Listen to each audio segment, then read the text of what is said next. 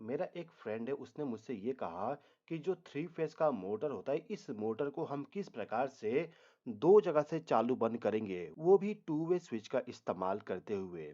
देखिए दोस्तों, जो टू वे स्विच होता है ये two way switch single pole वाली होती है, मतलब कि एक फेस के पावर सप्लाई को ही केवल कंट्रोल कर सकते हैं। इसके अलावा जो टू वे स्विच होती है इसका करंट रेटिंग भी कम होता है। तो इस कंडीशन में हम डायरेक्टली टू वे स्विच के द्वारा थ्री फेस मोटर को चालू बंद नहीं कर सकते हैं, लेकिन इनडायरेक्टली हम टू वे स्विच का इस्तेमाल करके मोटर को चालू बंद कर सकते हैं। कैसे करेंगे समझते हैं।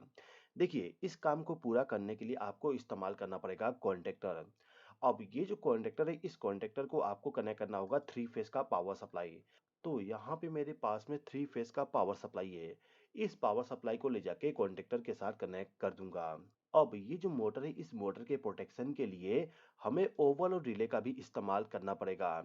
तो हमें क्या करना होगा, ये जो ओवरलोड रिले इसको कॉन्टेक्टर के नीचे वाले टर्मिनल पे कनेक्ट कर देना है, जिस प्रकार से मैंने यहाँ पे कनेक्ट कर दिया।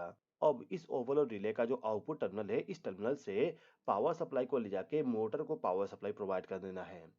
आप देख सकते हैं यहाँ पे पावर वायरिंग हो गया। अब ये जो कॉन्टेक्टर है ये कॉन्टेक्टर यदि ऑन हो जाए तो इस कंडीशन में मोटर मेरा चालू हो जाएगा। कॉन्टेक्टर के ऑफ होने पे मोटर भी ऑफ हो जाएगा।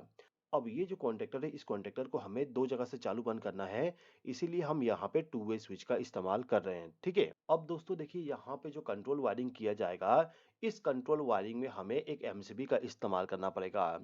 ये जो एमसीबी है इस एमसीबी को इनकमिंग पावर सप्लाई इन तीनों पावर सप्लाई में से किसी भी एक पावर सप्लाई के द्वारा प्रोवाइड कर देंगे। फिलहाल के टाइम पे आरएफएस का जो पावर सप्लाई है इसी को ले जाके एमसीबी के साथ कनेक्ट कर देता हूँ। अब एमसीबी का जो आउटपुट टर्मिनल है इस टर्मिनल से एक वायर को ले जाके इस टू वे स्विच का जो बीच वाला पॉइंट है इस पॉइंट के साथ इसको कनेक्ट कर दिया। अब ये जो टू वे स्विच है इस टू वे स्विच का जो ऊपर वाला टर्मिनल है इस टर्मिनल से एक वायर को ले जाके दूसरे टू वे स्विच के ऊपर वाले टर्मिनल के साथ इसको कनेक्ट करना होगा। इसी प्रकार से जो नीचे वाला टर्मिनल है इस टर्मिनल को दूसरे टू वे स्विच के नीचे वाले टर्मिनल से कनेक्ट करना होगा।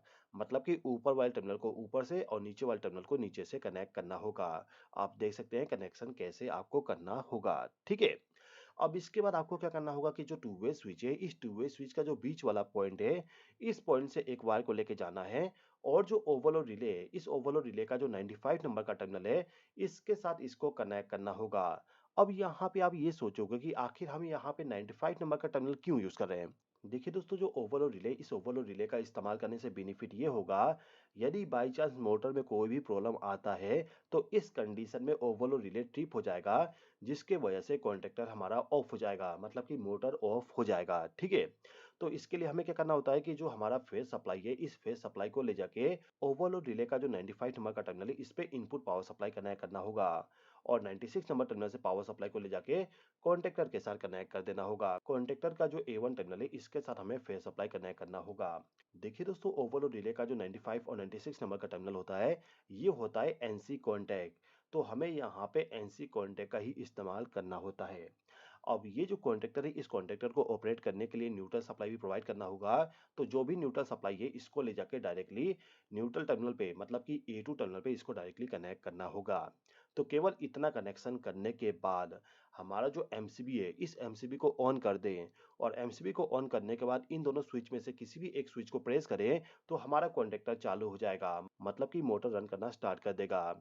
इसी प्रकार से इन दोनों स्विच में से किसी भी एक स्विच को प्रेस कर देंगे तो मोटर हमारा ऑफ हो जाएगा। तो दोस्तों, मैं उम्मीद करता हूँ कि आपको ये छोटा सा वीडियो पसंद आया होगा। वीडियो पसंद आया तो लाइक कर दीजिएगा, चैनल पे नए हो तो सब्सक्राइब भी कर लीजिएगा। इस वीडियो को देखने के लिए धन्यवाद।